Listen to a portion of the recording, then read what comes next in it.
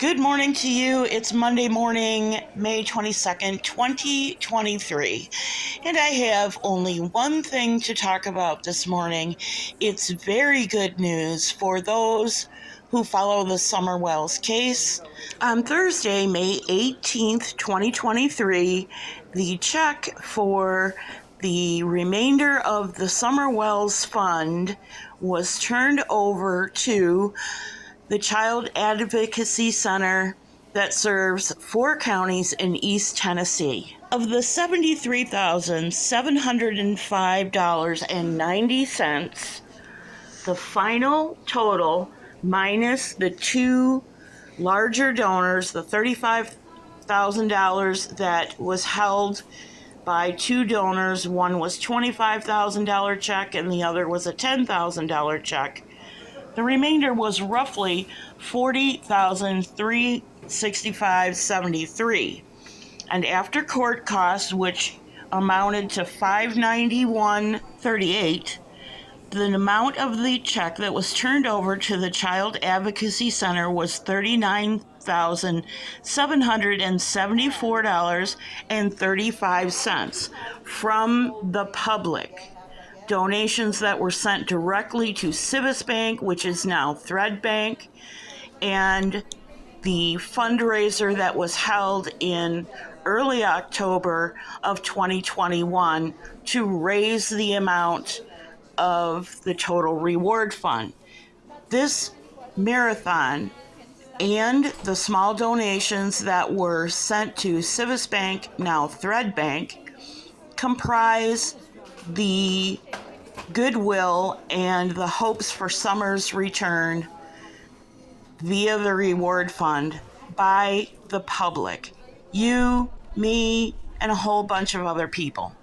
Let's hear what Child Advocacy Center of the 3rd Judicial District Executive Director Deanna Hicks thinks about this contribution. Providing these specialized services with highly trained individuals in a safe, comfortable, child-friendly setting, so that when kids and families come in, that child's only job is to start being a kid again. We take their story, and it's up to us big people in the investigation and the rest of the system to make sure that they heal and they're okay. And then we're working with all of our resources with the Child Protective Investigative Team in each county.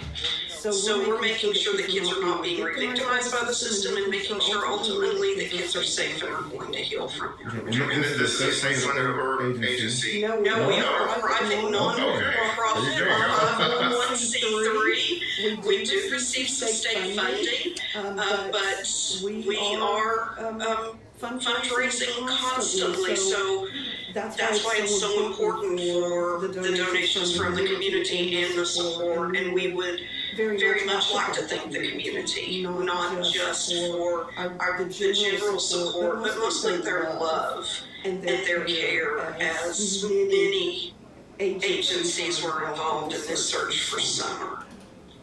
And the outpouring of love and compassion has been amazing. And I think I speak for you and all of us when I say we still are hopeful and optimistic that a tip is going to come in any moment and it's going to lead us to summer. I think everybody feels that way. I do too. But, if one positive thing can come out of this whole nightmare, Yes. it might be this right here. Absolutely. Until that day comes, that we can find summer and put that case to rest. That money will be used directly to make sure that kids have a safe environment. How big is this for you guys? This is problem. This is huge. You don't have to have it every day. Oh, not at all. This is the largest single donation our agency has ever received. Wow, that's great. It's huge for us. We are a small agency. We have 5 employees, and we serve about 700 kids a year from our 4 counties. I do apologize for the bad echo. There was no mic set up, no direct connection from the speakers, in this case Ms. Hicks, to the reporter. They were just in a room and there was clearly room echo. I do apologize for that.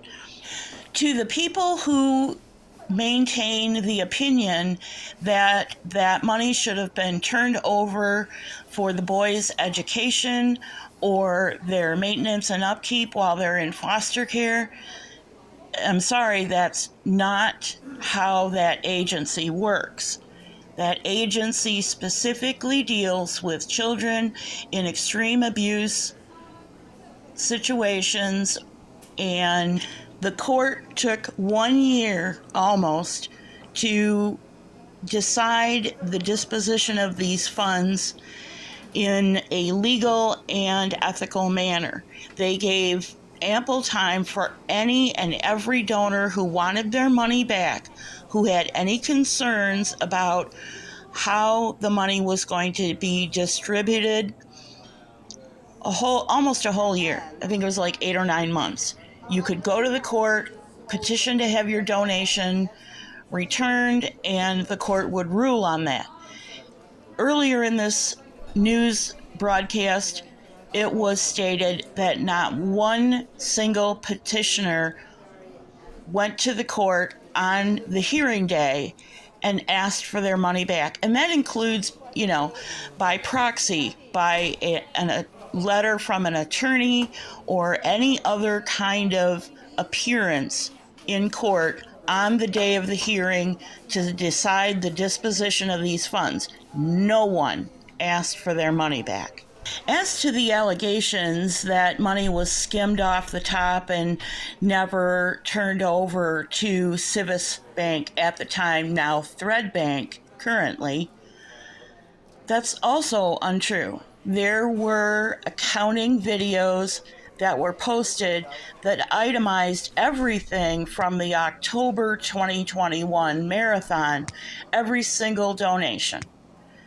There were a handful of people that asked for their money back because they got scared, and that money was refunded immediately. And those refunds were shown in the accounting videos prior to cutting the wire transfer.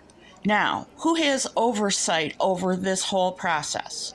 Google Incorporated, the parent company of YouTube, who distributes the super chats and super thanks and so forth to creators. Teespring, who is responsible for payouts for merchandise sold from their website, in this specific case, the Summer Wells collection. PayPal, on behalf of donors who donated cash, as well as Cash App. The United States Naval Credit Union, who was responsible for at least one wire transfer out of 3. The IRS. This amount of money gets scrutiny by the IRS as potential income to the creator. And the IRS has not raised any concern about the total amount of funds received and distributed to Civis Bank, now Thread Bank, of Church Hill, Tennessee, in the Summer Wells Reward Fund name. And finally, the 3rd District Court of the state of Tennessee, on behalf of the state of Tennessee, had their forensic investigation with regard to finances to make sure that everything that was promised was delivered to the Child Advocacy Center. And let me just reiterate again, not one person showed up on hearing day, either in person or by proxy, to claim any part of that total fund. At the risk of beating a dead horse, I would also like to point out that no criminal charges and no civil charges have been levied at any of the Reward Fund, Marathon organizers, promoters, donors, and so forth.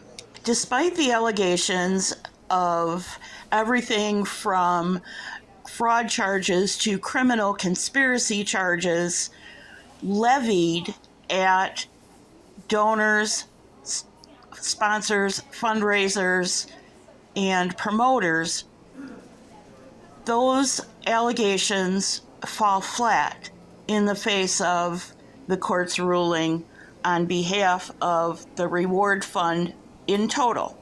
Let's not forget the little sweetheart who inspired this kind of generosity and kindness that will now be forever memorialized as a donation by the public in Summerwell's name. Thousands of children now will be helped because of a tragic situation for Summer Wells. These efforts were suitable and fit for purpose and have fulfilled their purpose.